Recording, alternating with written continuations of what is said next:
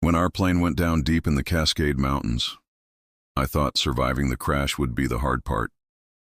I was wrong. Something was already out there, watching. My name is Kyle.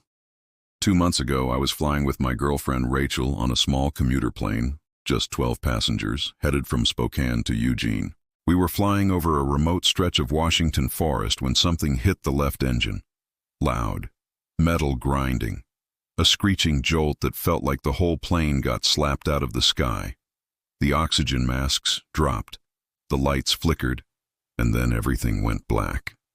I woke up in twisted metal, hanging sideways in my seat. Blood in my mouth, smoke in the air, screams, then silence. Rachel was beside me, unconscious but breathing. I unbuckled us and dragged her out through a split in the fuselage. The snow outside was ankle deep and the trees were towering. We were in the middle of nowhere. Of the 12 passengers, only 4 survived the impact. By nightfall, it was just me and Rachel. We built a fire with debris and seat cushions. No cell signal, no flares. I figured we'd just wait it out, maybe 2-3 days max before rescue. But then we started hearing the knocking. At first, we thought it was trees swaying, but it wasn't random. It came in threes. Knock, knock, knock. Paused, then again, always around 3 a.m. Rachel was scared. I tried to calm her. Maybe it's wildlife, I said, but I knew better. That second night, I walked a few yards from camp to pee. I heard branches snapping, loud, something heavy. Then I saw it. 2 eyes glowing low between the trees. Too high up to be a bear, way too wide set to be human. Then it let out this moaning growl, long, deep, and unnatural. I ran. I didn't tell Rachel what I saw. I just said we needed to stay near the fire, all night. The third day, we found footprints near the crash site. Not boot prints, barefoot, giant. Each one sunk 6 inches into the snow, 5 toes, no shoes. That night, I couldn't sleep. I kept hearing it circling. Then came the smell, like wet fur and rot. Rachel screamed. I sat up and saw it for real this time. 8 feet tall, hair matted, eyes glowing amber. It didn't move like an animal. It stood, like it was thinking. Then it vanished. We wanted to run, but where?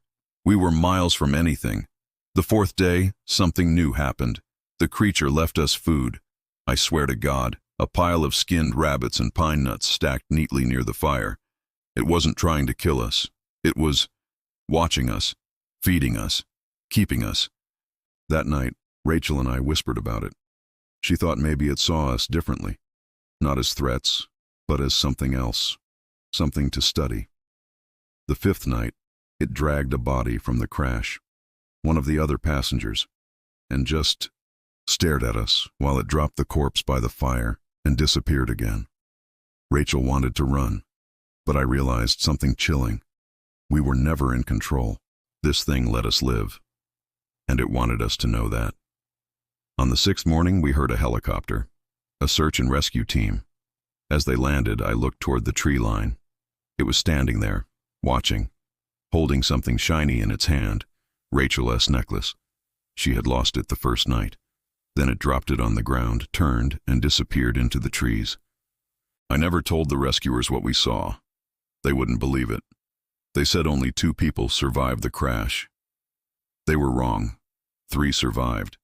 One of them just walked back into the forest, and it's still out there, watching.